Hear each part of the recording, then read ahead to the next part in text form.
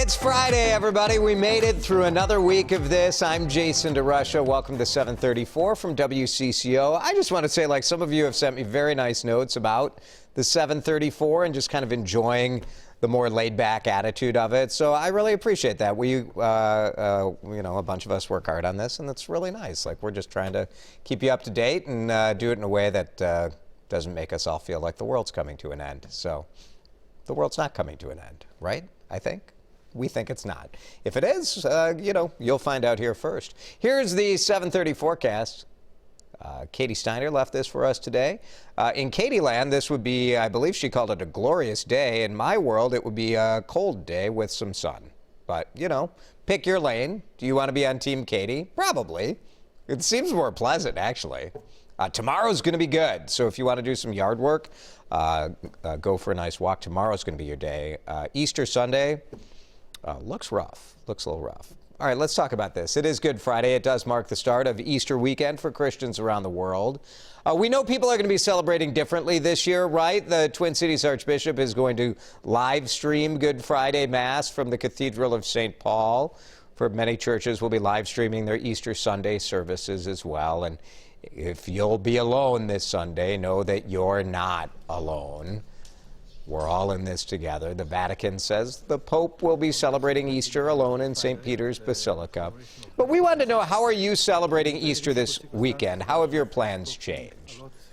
We're going to be just with the four of us, my wife and my two sons, which is a bummer. My sister-in-law and brother-in-law moved their family here to Minnesota so they could be with family, and they actually live a block and a half away from us, and, we're not going to see them. So this is what we're all doing now. We'll see everybody maybe in a Zoom meeting. So tell us what you're doing. Leave a comment on Facebook. We'll read through a few in a moment. Let's get you up to date on the news. A top Minnesota lawmaker does not approve of the governor's decision to extend the stay-at-home order. You knew this would turn political at some point, and Republican Senate Majority Leader Paul Gazelka tweeted that Governor Walz is expecting a New York-sized surge. You see here, he's like, hey, we're a way smaller state.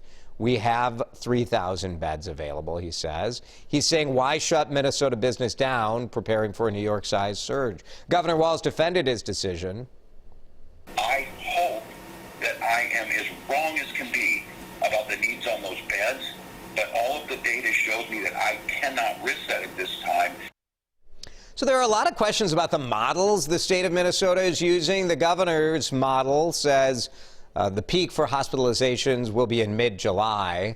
But there are other models we've been seeing from around the country that show that peak happening as early as the end of this month. So today we expect to learn a little bit more about how the Minnesota model is put together. 11 more Minnesotans have died from COVID-19, biggest one-day jump the state has seen since the outbreak began. Here are the numbers. 50 deaths, and I hate saying here are the numbers because these are all people, right? 50 people in Minnesota have died. More than 1,200 people have been confirmed with COVID-19.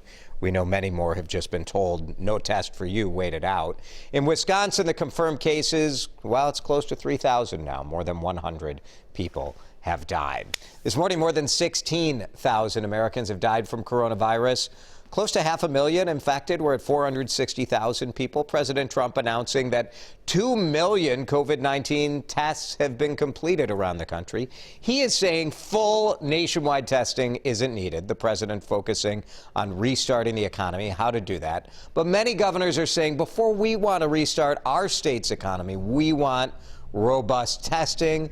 Some are saying we should wait till a vaccine is available. Of course, that would mean being shut down perhaps for a year. Encouraging news about the health of British Prime Minister Boris Johnson. He is out of intensive care, still in the hospital being treated and observed, really, for coronavirus. He's 55 years old and said to be in good spirits. More than 10% of the United States workforce filed for unemployment. Imagine this. Over the last 3 weeks, 16 million people lost their jobs. Boom. 385,000 Minnesotans have applied. Restaurant workers, the hardest hit industry, hardest hit sector. You can apply for unemployment benefits online, and you should if you have lost your job. The state also reopened a call center this week. Officials saying if you need to call, and they're saying do it online. The best way to do it is online, but if you need to call, do that in the morning. Some Minnesota businesses are getting back to work thanks to the governor's order extending the stay-at-home order It did open up a couple of businesses. Lawn care companies are now exempt under this. Edina Seasonal Services had crews out bright and early.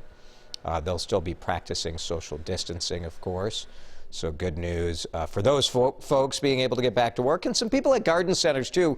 You know, these plants are going to die if they don't sell them, right? So garden centers have opened up. Bachman's is going to open tomorrow. Not their whole operation. They'll have their indoor garden centers, their outdoor garden areas open. That's it. Indoor gift area, the home, the floral areas, none of that open. They're going to limit the number of customers inside the greenhouses. And a lot of stores now asking that if you can, just one person per family go into that shop. They're just trying to limit people in there. Twin Cities Parks not playing around when it comes to stopping COVID-19.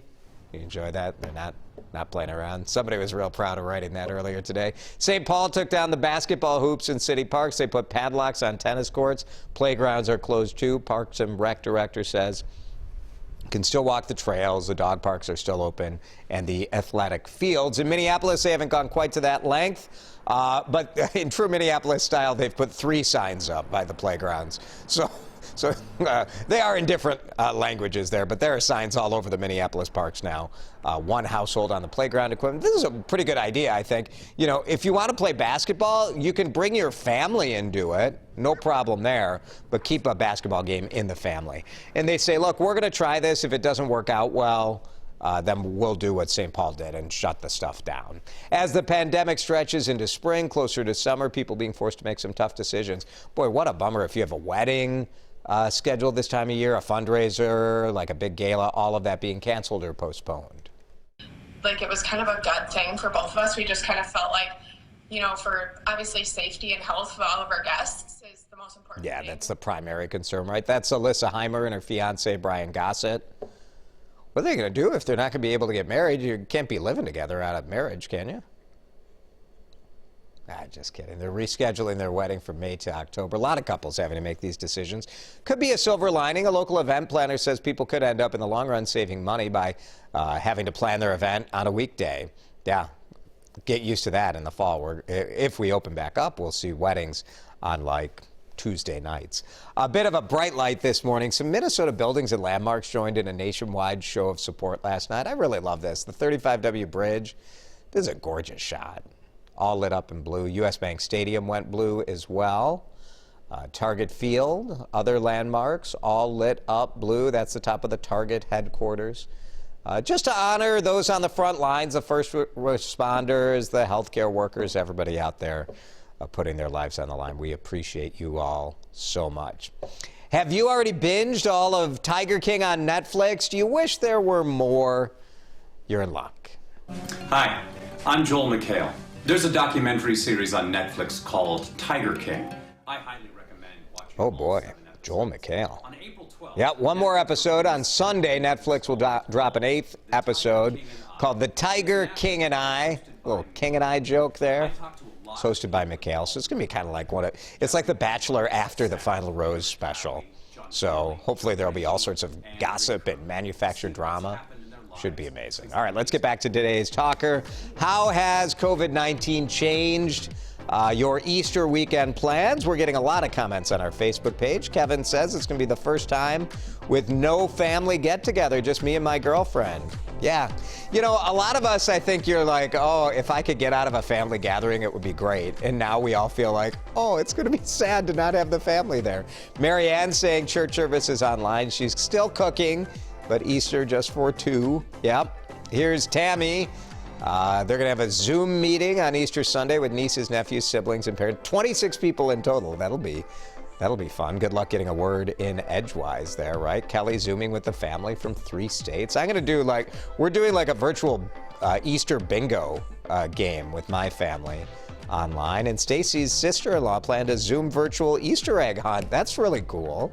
Good stuff. Thanks, everybody, for the comments. Thanks for hanging out with us on the 734. We are taking the weekend off, but we'll be back with you on Monday. Thanks so much for watching, everybody. Have a nice Easter.